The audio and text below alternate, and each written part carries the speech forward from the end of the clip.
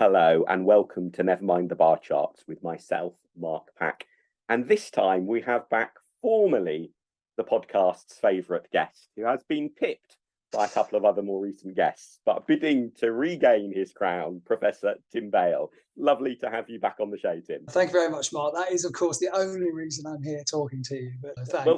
Well, the other reason, of course, is Tim has a new, I'm not sure if it's a book or a pamphlet. It's somewhere between the two. It is, I'm just having a look now, 65 pages long, a slim volume out called Brexit, An Accident Waiting to Happen, Why David Cameron Called the 2016 Referendum and Why He Lost It. And as I was just saying to you, Tim, before we started recording, I think actually the first half of that question, to my mind, is even more interesting than the second half, because there's been quite a lot said about why the referendum result went the way it did. But I think you highlight a really quite interesting and sort of neglected factor about why he called the referendum. But before we plunge into that, do you want to just say a little bit about what the overall story is, what the overall picture is that your book paints? Yes, I mean, on the first one, it was provoked in some ways by reading David Cameron's account of why he did what he did, and I go into a fair amount of detail in that in the book. He plays down the idea that concerns about immigration and certainly concerns among Conservative MPs about the rise of UKIP made any difference to his decision. He seems to suggest that he regarded a referendum, an in-out referendum on the EU, as somehow inevitable because concern about the EU was rising among the British public more generally, and it was the democratic thing to do. And anyway, the way that Europe was changing meant that there had to be some legitimation, if you like, of Britain's consent to those changes if we were to go on with our relationship and indeed stay in the EU. I actually think that is justificatory nonsense. Is very clear, I think, when you look at the situation he was facing in 2011, 2012, which was when he made the decision. The things he tries to downplay, in other words, concerns about immigration among the British public and concerns among Conservative MPs in particular about not only membership of the EU and what that might mean for Britain with regard to, for example, having to help bail out countries, but also with regard to how much traction UKIP was getting, were the immediate proximate causes of his decision. And I think what's also quite interesting, and I go into this in the book, is how much debate there was behind closed doors and how restricted that debate was. However, it didn't seem to include the cabinet. It did seem to include people like Michael Gove, George Osborne, and a few other kind of key advisors. And interestingly, Gove, of course, who became very much a face of the Leave campaign, was against having a referendum, which some people may know, because he thought it was unnecessarily divisive and didn't need to be done.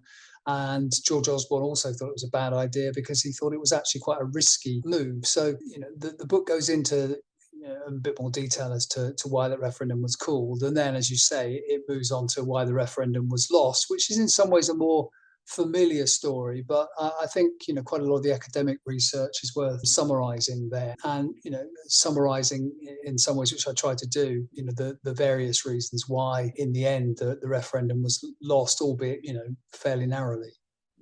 And I think thinking about David Cameron's account, as you say, in his memoirs, he really downplays the influence of Tory backbench MPs on him.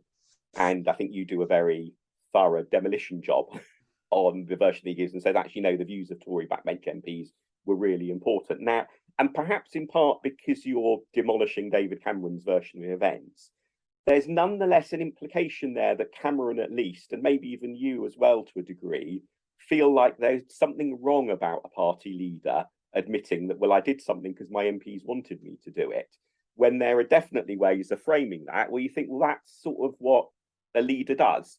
And I think it's one of these classic things where if the MPs want a leader to do something you agree with, you think a leader listening to the MPs is great. And if the MPs want them to do something you don't agree with, you think the leader.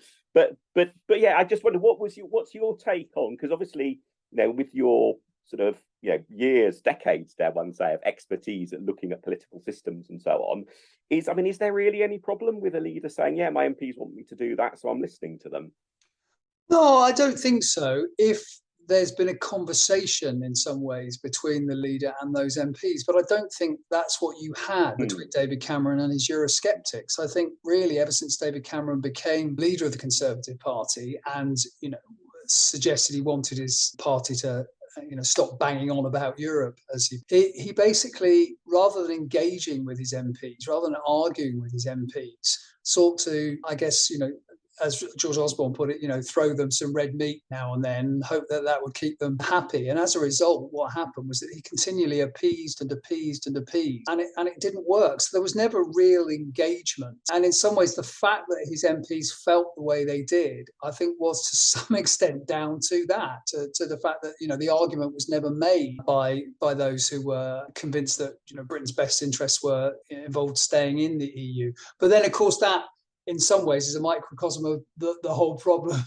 in Britain, in the sense that those who believed in a European future for Britain, or a European present at the time, obviously for Britain, never really made the argument. They just felt, I think, fatalistically, it wasn't an argument that could be won, so it had to be suppressed.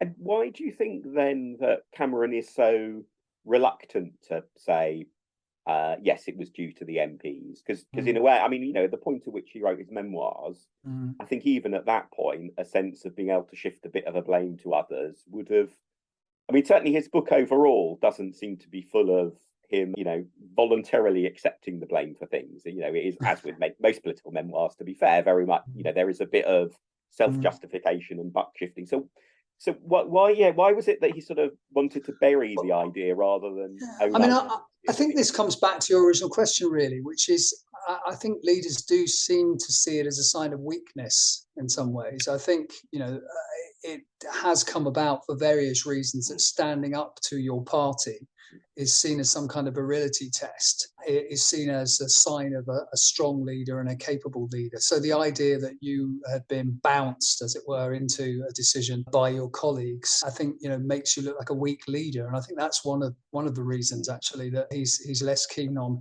admitting, the role that the parliamentary played in pushing him towards a referendum. And on the question of blame, I mean, I think you're right. He's reluctant to blame the parliamentary party as a whole, but he's certainly not reluctant to blame particular members of the political party when it comes to his political party, I should say, when it comes to why they lost the referendum. And he makes it very clear that he felt very betrayed by Gove, by Johnson, and not just by them, by Penny Mordaunt, for example, Priti Patel. There's a whole roster of people who he feels very badly let down by. But even that, I think, involves a degree of self-justification, because he elides the question of whether he should have suspended collective cabinet responsibility, for example. And there was a debate about that. George Osborne made it very, very clear that he thought that was a really bad idea. George Osborne felt that there would be some resignations, but actually it would probably hold some people in, particularly those who are ambitious, onto the Remain side. And as a result, we would see in some ways what happened in the referendum in the 1970s, whereby, yes, there were some people on the Labour side who campaigned against Britain's membership, and of course there were some on the Conservative side as well, but they were far more marginal than the people who eventually campaigned for leave. And of course, the very large minority of Conservative MPs who did so. And I think that leads us on to the point I was referring to at the beginning that really caught my eye in this book, is that the conclusion I drew from that first half about why Cameron called the referendum was that, as you've said, he basically called the referendum because there was a large tranche of hardcore Eurosceptic MPs in his party who wanted a referendum. And therefore also it means that probably a referendum was inevitable, because even if he had not called one at that point, if you had that larger tranche of Tory backbench MPs and frontbench MPs as well, of MPs in general, at some point there would have been a moment of leverage, whether it was a leadership election or a leader in trouble. At some point that force, and therefore the cause of at least the Brexit referendum, and one of the causes of Brexit, is all of those selection meetings years previously, ironically, mostly in southern England, in often Tory safe seats, in maybe even in areas that voted Remain, where those people who ended up that big wodge of Tory Eurosceptic MPs, when they originally got selected for Parliament, and therefore, in a sense, the story of why Brexit happened is, it's certainly fun to write the story about, say, Michael Gove's involvement in it, because it's full of drama and twists and turns and betrayal. But slightly more mundanely, the Tory members in Surrey Heath who first selected as the MP, actually, they're the story of the creators of Brexit in many ways, and almost completely, it's fair to say that Tory members who vote in selection meetings are not part of the left behind. No, and so the story about Brexit being this populist revolt left behind, in a way, is missing half the picture, which is it only happened because of what all of these, Tory members years previously in affluent parts of the country had decided to do. Yes, and I mean that raises a really interesting question, and that sort of long-term structural question isn't one I go into as much as perhaps I could have done in the book, but and that question is, well, what happened to Conservative Party members to make them so Eurosceptic? And because if we remember back in the 1970s, the party was the party of Europe. Yeah. And I think, and indeed, even under Thatcher, she didn't face significant internal opposition over the single market, did she? As I recall, no. I mean, what really does seem to have been the crux, as you'll be aware, was Maastricht, really. And in particular, I think the defenestration of Margaret Thatcher, and then her clear opposition to Maastricht, then campaigning for a referendum on that, and other, if you like, celebrity Eurosceptics joining her. And I think what we see is a kind of push and pull, really. You get more and more Conservative MPs coming out, not necessarily for Brexit, but for the Eurosceptic cause. That, I think, does appeal to some members. The fact that it appeals to some members means that some MPs or some people wanting to become MPs then present themselves as perhaps more Eurosceptic than they are. Or indeed Eurosceptics take the opportunity to get selected. And there's this sort of rolling snowball process, I think, over about 20 years, which ends up with, as you say, a parliamentary party that is deeply Eurosceptic. I mean, I seem to remember in the academic study of the 2010 Conservative Parliamentary Party, I think it was only about 2% were classified as Europhiles. And then there were just, Eurosceptics of varying degrees. But even then, interestingly, the minority of Eurosceptics were Brexiteers, or what we now call Brexiteers. The Better Off Out Brigade was still a minority, even among Eurosceptics then. So there was some movement clearly after 2010. And, it's worth exploring, as I do in the book, I think, why that was the case. And I guess the other conclusion to draw from that is the point that Michael Crick often makes. Indeed, he's got an excellent Twitter account, which I'll include in the show notes, on this theme of the importance of parliamentary selections, that these are a relatively hidden and obscure part of our democratic system. Yes, political scientists actually refer to them as the secret garden of party politics. That's right, yeah. Yeah, because it's those selections that were going mostly unnoticed that helped shape the Tory party. But I guess the other thing that did is the way that Cameron ideologically doesn't seem to have reshaped who the Tories were selecting. So with his A-list and other schemes, he was massively successful, and one could say this is perhaps his biggest small L liberal legacy of making the Tory parliamentary party much more diverse, particularly on ethnic grounds, such as we now have, for example, the third ethnic minority Chancellor of the Exchequer in a row, and all three have been Conservative. It's quite striking what the A-list did achieve in one sense. But unlike, say, battles in the Labour Party over parliamentary selections, where part of it absolutely is whoever's in power trying to get people who ideologically agree with them as the next generation of MPs, Cameron's A-list scheme doesn't seem to, he wanted to stop banging on about Europe, but he then didn't use the A-list as a mechanism to try. No, that's a really good point. I mean, in some ways, it was all about identity politics rather than ideology. Cameron, the first identity politician. Yes, I mean, ironically, I think that's the case because, you have, someone like Priti Patel, for example, selected, Liz Truss selected, who are all, Andrea Leadsom selected, who are all clearly, very Eurosceptic, and in the end, have become, quite hardline Brexiteers. But they were, in part anyway, part of that movement towards getting more women into the party, getting more people from ethnic minorities into the party. You're absolutely right. There was no real attempt to, I think, to police the ideology, if you like, of who was coming in. It really depended more on what you look like and your gender than what you actually thought. There wasn't very much there. And that might have just been complacency on Cameron's part. Why do you think that was? Was it that it didn't occur to him, or he didn't want to do it, or he wouldn't have been able to do it? What's the reason why there was no ideological?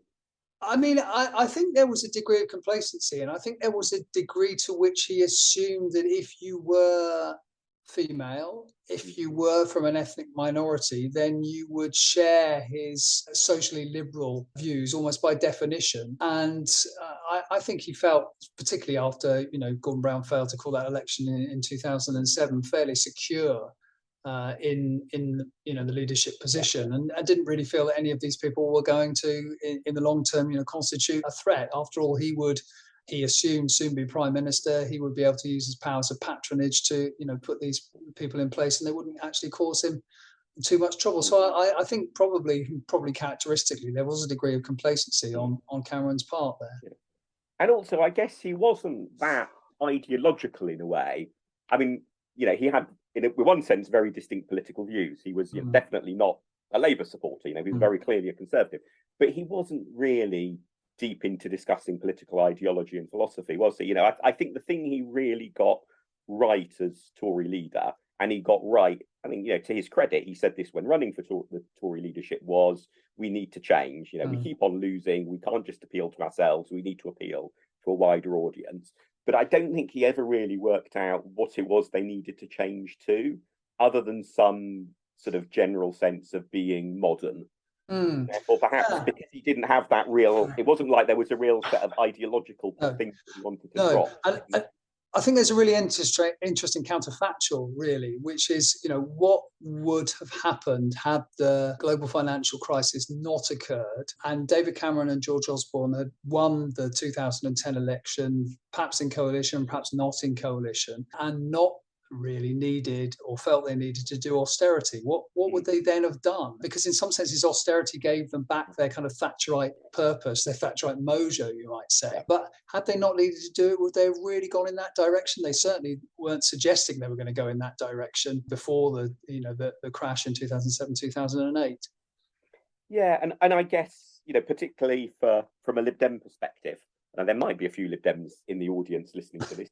I guess the other thing that symbolises that sort of ideological softness or disinterest, perhaps, from Cameron, is the way that he talks now about one of his biggest and proudest achievements being legalising same-sex marriage. And while it's certainly true he was Prime Minister when that happened, and he in the end was willing to have it on the government timetable and all of that, it only got onto the government agenda because Lynn Featherstone, the Lib Dem minister at the time, had Lynn not been a minister and decided to actually go off book in that sense, it wasn't in the manifesto, it wasn't in the coalition agreement, had she not decided to pick that issue up and run with it, there was no sign from the Conservatives that was something they would have added in to the agenda of the government. No, and in fact, of course, the majority of Conservative MPs voted against. And yet Cameron now says, one of his greatest achievements was something he actually showed no particular sign of wanting to do. It's very, very curious. Yeah. Maybe when you haven't got that many achievements to your name, or one of the biggest ones is actually crashing out of the European Union, perhaps that's it would be cruel to say it must be desperate when you have to turn to nicking Lib Dem achievements to bolster your own Palmares. But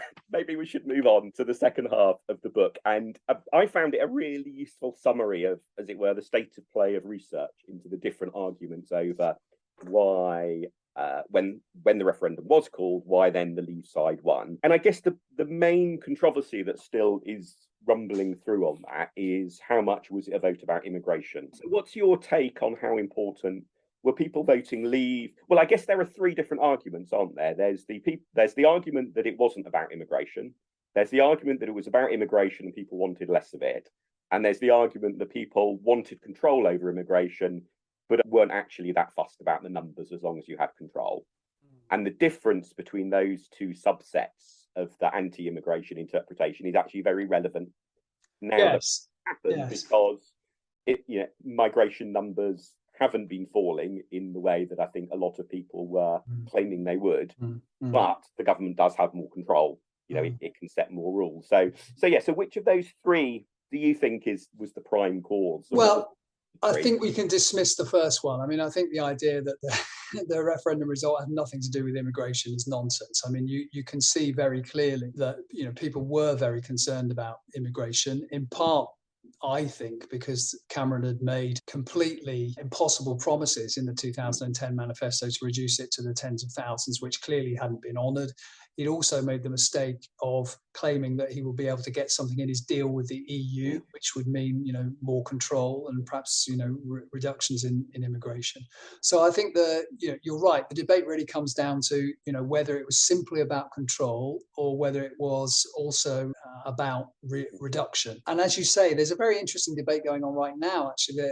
There's a great piece by Jonathan Portes in Byline Times, in which he actually takes on Neil O'Brien, the Conservative MP, and Eric Kaufman, who's an academic, and suggests, among other things, that actually reduction wasn't, an explicit promise on the part of the Brexiteers. I mean, I think it's right to some extent, but I think always implicit in the control argument was control for a purpose, and that purpose was to reduce immigration, or at least to stop any great rise in immigration. And if people think back to the campaign, there was a clear attempt on the part of Leave to suggest that unless we took back control, then actually we would be flooded. 77 million people coming from Turkey, for example, which featured very, very largely in the last few weeks of the campaign. And if you look at some of the things that Leave campaign strategists were saying, in particular Dominic Cummings, there was absolutely no quarter given on that. They were absolutely determined to use immigration as much as possible. And Cameron, I think when he talks about how he lost the campaign, is very clear about that. It was very much front and centre of the Leave campaign, and something that he found very difficult to counter, in part because, of course, he had formerly close colleagues who were beating him up on the issue, in part because he was being advised that were they to try and tackle immigration, they would essentially be playing on Leave's territory, and it would be better to stick with the economy because that's where the Remain argument was strongest. And in part because it helped to mobilise and bring into the Leave camp voters who might otherwise have stayed at home, for example. And this question of mobilisation became extremely important. But given that, so immigration numbers haven't, as you say, fallen in the way that a lot of Brexit campaigners were talking about or implying. But also we've not seen the successor to UKIP in various guises have any real political success since Brexit's happened either, which is perhaps what you might expect to have happened if people were expecting a drop. If they voted for something, they voted for it. The drop doesn't happen. So why isn't there? Is it that just we've all been distracted by things like COVID, that there isn't a political backlash from anti-immigration leavers yet? Well, I think the yet is quite important. And I guess one thing I might say if I were having an argument with Jonathan about this is that I think it's quite difficult to tell at the moment, because you've just hinted there, we are living in very unusual times and have been really for the last 2 or 3 years in some ways. Jonathan makes the point that what's happened essentially is that EU immigration has dropped, but those immigrants have been replaced by, or those citizens, I should say, have been replaced by migrants coming in from very typically South Asia and to some extent from Africa as well. But I think if you think about how COVID showed how stretched, for example, some of our public services were, and in particular the health service, I think that probably help people realise that there are some sectors of the economy that very badly need migrants, and the same might even be happening with something like hospitality now, it has to be said. But also, it is inevitably true that people don't have infinite space for issues. So if they are distracted by COVID at the beginning, and now by this massive economic problem, I'm afraid immigration is almost bound to drop down in salience. And one of the problems when we talk about immigration, and this has been a problem when people research, for example, the rise of the far right, is because of the impact of the 1930s on our consciousness. We have this assumption that somehow bad economic times equates with people really, really worrying about migration. In fact, if anything, it's good economic times that equate with those in more recent decades, because people have, more room, as it were, to think about other issues when they're not worrying about, where their next meal is going to come from, or whether, as in this case, they can heat their home. So in some ways, for Jonathan's argument to hold good, I'd like to see it play out in more normal times, if we ever get to more normal times. Yeah, I mean, I guess,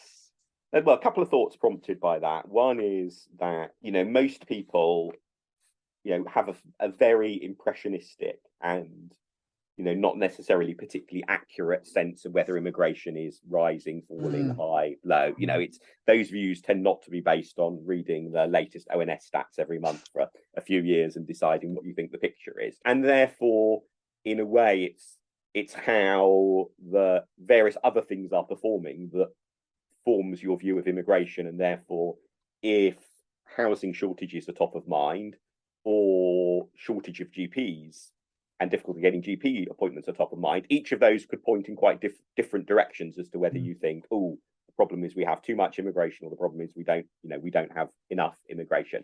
But there do certainly seem to be some longer term trends that are in a generally pro-immigration direction, the sort of the long-term sweep of, but I guess the big unknown is, I mean, the long-term trends can so easily be trumped by short-term factors, on an issue like this for a long period of time. I guess one of the things we don't really know is how that changing makeup of where immigrants are coming from, what impact that will make in some ways, people might feel a greater affinity with fellow Europeans, and therefore it might feel this wave of immigration is more different. On the other hand, I guess in sort of popular culture, the idea of an Asian couple running your corner shop was fairly normal by the 1970s, if not earlier, whilst the idea of, every plumber you can ever find, at least where I live, being Polish, is a much more recent phenomenon. And therefore, in one sense, people are maybe more used to actually immigration from other parts of the world. So I think it's really hard to tell whether people will feel this is more different or less different from I think that's a really good point. And the other point, of course, is that people's concerns about immigration are not necessarily endogenous to politics. They're exogenous, I should say, to politics. They're endogenous. So if politicians don't choose to focus on this, and if, for example, newspapers don't choose to focus on this, the media in general doesn't choose to focus on this, then it won't be as big an issue. I mean, it's true that politicians still talk about migration quite a lot, but they've narrowed it down to boats coming across the channel. It's no longer necessarily about lots of people coming on visas or family reunification to work, and take our jobs, etc., etc. It's about this particular problem, and I think that has made a difference. I mean, what politicians talk about and what the media talks about does make a difference to how salient a particular issue is, and certainly if we go back to the referendum, there's absolutely no doubt that the Leave side and all the newspapers that were supporting them talked an awful lot about immigration at the time. And of course, it was quite easy to do so because we had the migrant crisis in 2015. People coming across and boats into other parts of Europe, and then possibly coming up to the UK, and people feared that unless we got control of our borders, the same thing would happen to us. And I guess that's where politically the danger for the Conservative government really rests, is with the Channel boat crossings, because although the numbers involved are tragic on this, if you think about it on the human scale, in terms of overall migration into this country, it's quite a small, it's a pretty small part of the overall picture, but it's the bit that grabs the headlines, and it's the bit that's really hard to alter. The government could change the requirements for work visas at the drop of a hat, whether for better or for worse. It could make a big difference to the number of people with work visas very easily, because it's a pretty straightforward mechanism there. But boats crossing the Channel feels like, and I think to some extent is, something that is very hard for the government to really and I think when, at least in the short term, that all the short term efforts sort of grab the headlines and then don't really deliver the goods. And it is problematic for the government, because if your whole thing is you've taken back control and you clearly aren't controlling this particular issue, then they are, Liz Truss, if she becomes the Prime Minister, is going to face the accusation that David Cameron faced, was you made promises and you haven't kept them. And, that, I guess, in more normal times would mean that somebody like Nigel Farage, would be able to capitalise on this. But it's interesting how the media, for example, seem to have dropped Nigel Farage completely. He just doesn't feature as much as he did back then. He's not such a celebrity. And it does make me wonder quite what Liz Truss was thinking with her jibe at France a couple of hustings back, because part of the solution to the tragedy of Channel boat crossings involves cooperation between Britain and France. And it's potentially one of the big political issues. It's surely an issue that is on her mind, as something that she will need to have some, decide on some sort of approach to. And how is just being rude to the French going to help achieve an outcome there? That's not the outcome she was interested in when she made that remark, though. I think the outcome she was interested in is winning over the Conservative Party membership, and the devil take the rest. Really, I suspect. Yeah, perhaps. But anyway, okay. So we've talked about the two halves of your book. There's not a lot we could say about the cover of the book. So maybe I should ask about, was there anything that just surprised you, or what you sort of felt, oh, there's a lesson there that I've learned, when you sort of sat down to pull together and collate and digest the wisdom on, why that's an interesting question. I mean, I think I became rather more aware, or at least reminded myself of this question of mobilisation and turnout, and how important that was, and the extent to which I think the Remain campaign, David Cameron in particular, just completely underestimated the extent to which the Leave campaign would be able to get people who didn't normally turn out to vote. And by the same token, in reverse, actually, the vote in some of the larger urban areas, which tended to obviously favour the Remain side, was actually quite low, and that was also the case actually in Scotland and Northern Ireland. So when people say that Scotland and Northern Ireland, for example, voted for Remain rather than Leave, that's true. As far as David Cameron was concerned, not enough people in Northern Ireland and people in Scotland voted for Remain, because that could perhaps just about have tipped the balance, because it was such a close race. And I guess I hadn't really appreciated from the outside, before I really sort of dug into some of those memoirs, by people like Kate Fall, who was Cameron's, chief of staff, and, some of the other people whose memoirs I looked at, quite how bitter was the debate internally about how they were going to handle the referendum. Obviously, it didn't explode the friendship between Osborne and Cameron, but, Osborne was very, very clear that he felt, A, referendum wasn't a good idea, B, if it was to be fought, collective cabinet responsibility should not have been suspended, and C, having decided to fight the referendum and having decided to give people their head, that actually Cameron then needed to fight fire with fire, and that's something that I think Cameron clearly was very reluctant to do, and in some ways fought the referendum with one arm tied behind his back, simply because he believed in all probability he would win it. He wasn't absolutely sure, but he thought he would win it, and thought that his main task would therefore be to put the Conservative Party back together again, and therefore didn't want to create such bad blood that it would be very difficult to do so. And as a result, in some ways, allowed Johnson and allowed others to attack him without attacking them back. And I think that did make a difference.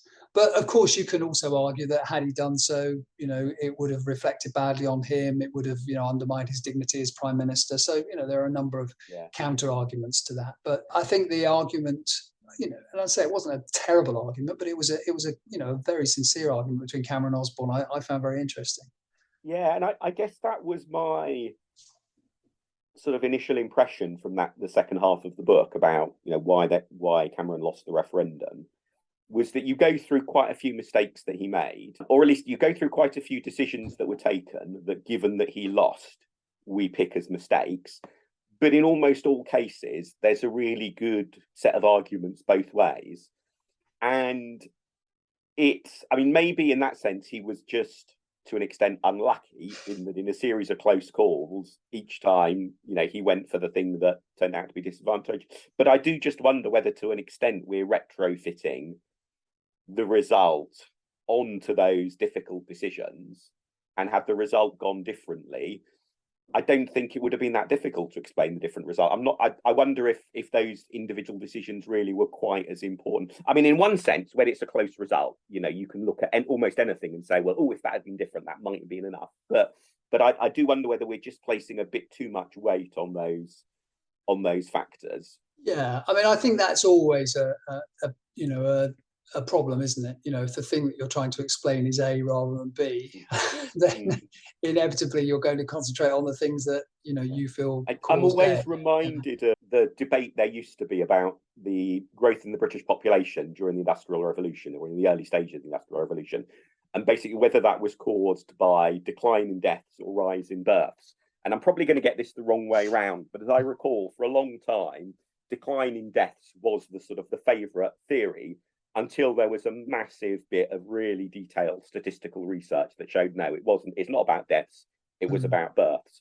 And then all of these really plausible arguments about things like the spread of iron beds, which were therefore, less likely to spread disease, etc., which had been rolled out so convincingly, all had to be sidelined. It turned out, actually, no, that wasn't what happened.